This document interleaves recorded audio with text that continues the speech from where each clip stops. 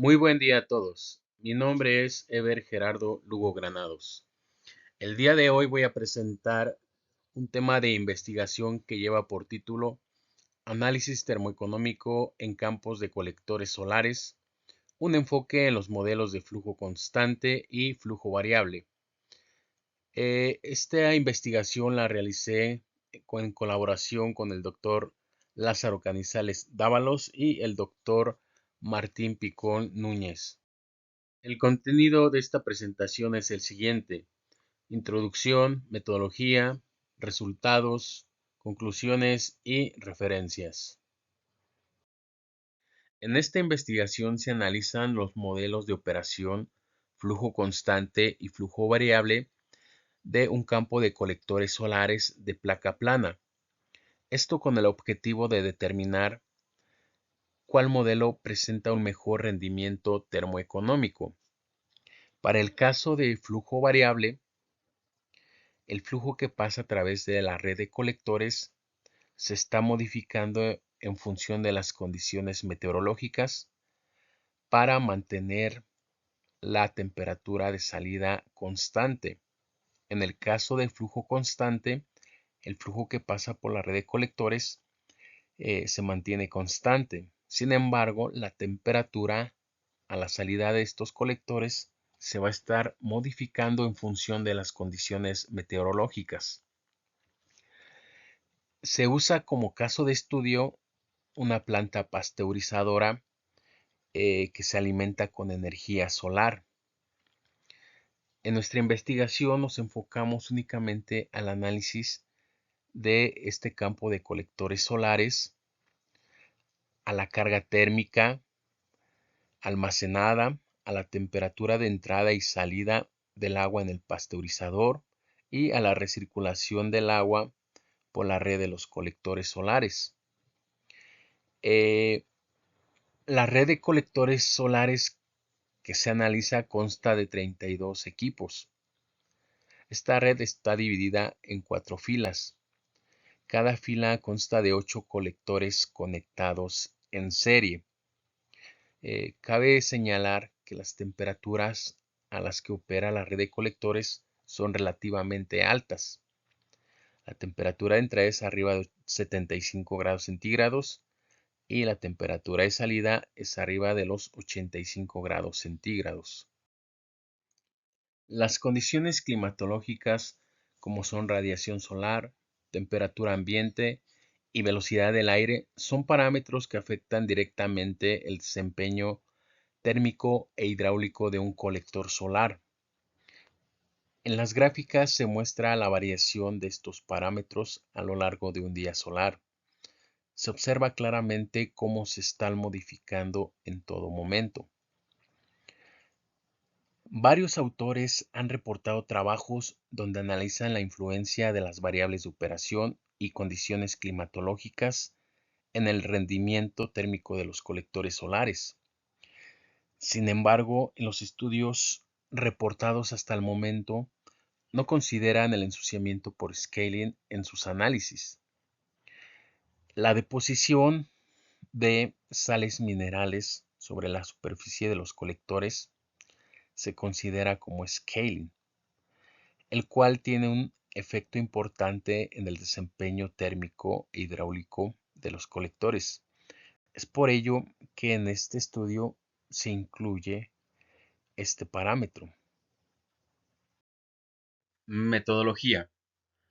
Para conocer la cantidad de calor útil que llega al fluido de trabajo, utilizamos el siguiente modelo térmico con expresiones típicas de literatura.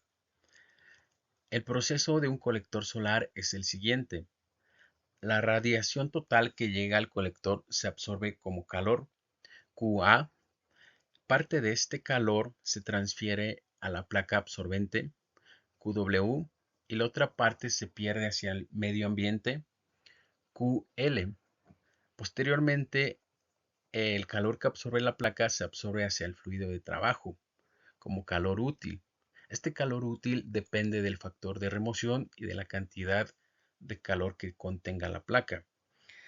El factor de remoción a su vez depende de las resistencias generadas por la unión entre la placa y el tubo, las resistencias por el espesor del tubo, por el espesor de ensuciamiento por scaling y por la resistencia térmica por convección. Generalmente en el estudio de colectores solares no se considera el ensuciamiento por scaling. Sin embargo, es de suma importancia porque está creciendo con el tiempo y puede causar grandes impactos en el rendimiento térmico de los colectores solares. Para conocer la resistencia térmica de ensuciamiento por scaling respecto del tiempo, usamos la siguiente expresión, la cual depende del flux másico depositado. Para encontrar el flux másico depositado, usamos el siguiente modelo matemático que está reportado dentro de la literatura. Dentro de los colectores solares es de suma importancia conocer las caídas de presión. Para ello utilizamos el siguiente modelo hidráulico, el cual nos dice que la caída de presión total es igual a la sumatoria del flujo volumétrico al cuadrado por la sumatoria de las resistencias hidráulicas generadas. Para este caso se considera la resistencia hidráulica debida a la fricción por la longitud de la tubería y la resistencia hidráulica generada por los accesorios como son codos, válvulas, uniones, entre otros. Una vez conociendo la caída de presión, podemos conocer los costos que nos genera esta caída de presión. Para estimar estos costos usamos la siguiente expresión que dice que el costo total es igual al costo anualizado de los colectores más el costo anualizado de bombeo. Para conocer el costo anualizado de bombeo requerimos la potencia de la bomba, requerimos el costo unitario de energía eléctrica, que en este caso lo estimamos como $0.3 por kilowatts, mientras que para conocer el costo anualizado de los colectores requerimos el número total de colectores, el costo unitario, que lo estimamos en $811.76 por colector, y el factor de anualización. Este factor de anualización depende de el interés anual y de el ciclo de vida de los colectores, que los estimamos a 20 años. Resultados. Se realiza un análisis del efecto que tiene la radiación solar, temperatura ambiente y velocidad del aire en el rendimiento térmico de los colectores solares. En esta gráfica se observa la variación de la temperatura del agua a la salida de los colectores respecto a la temperatura ambiente para diferentes velocidades, 6, 8 y 10 metros por segundo.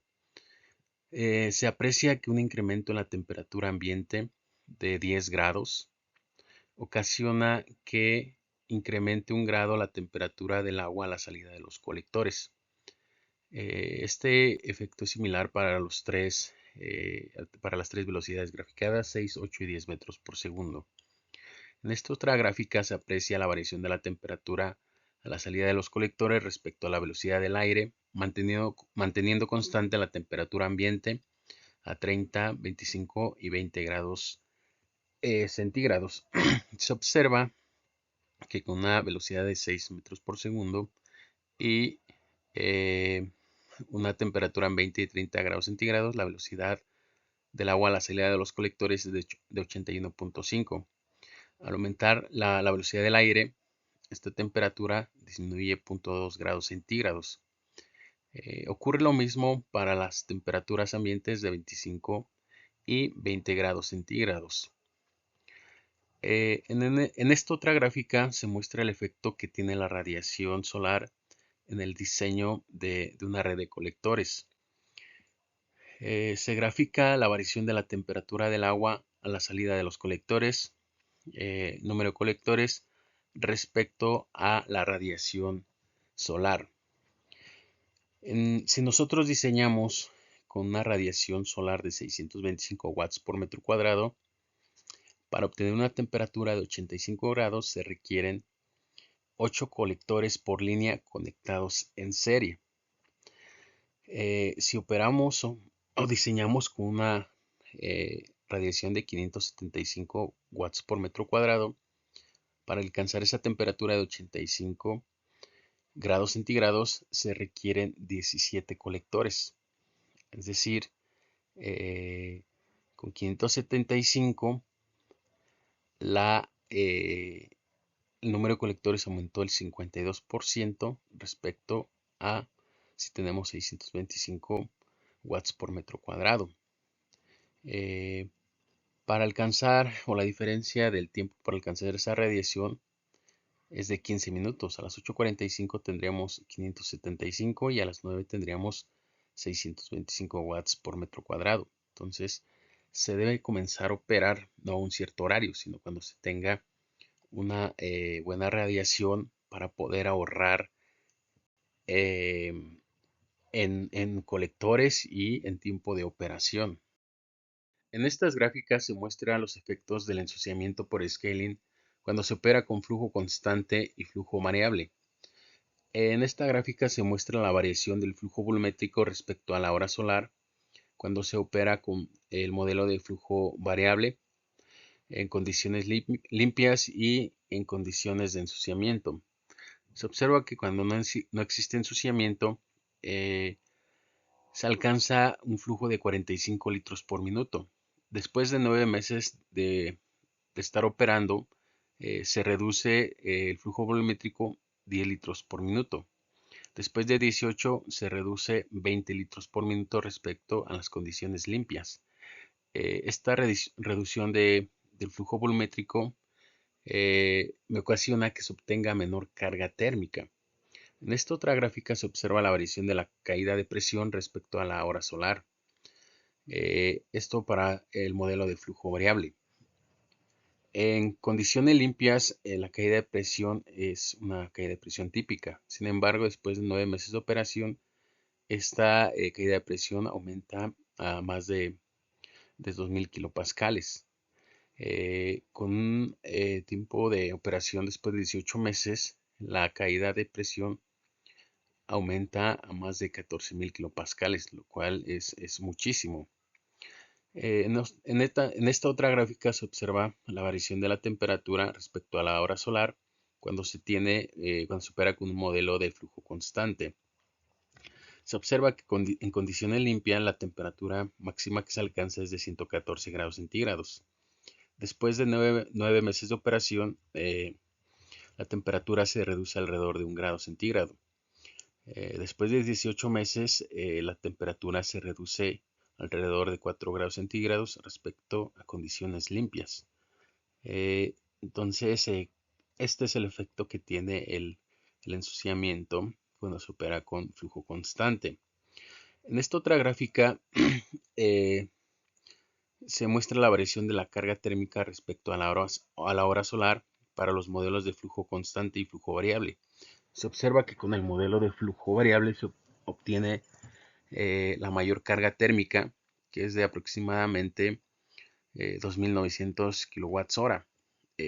Con flujo variable, después de 9 meses de operación, se reduce la carga térmica a 2.200 kilowatts hora.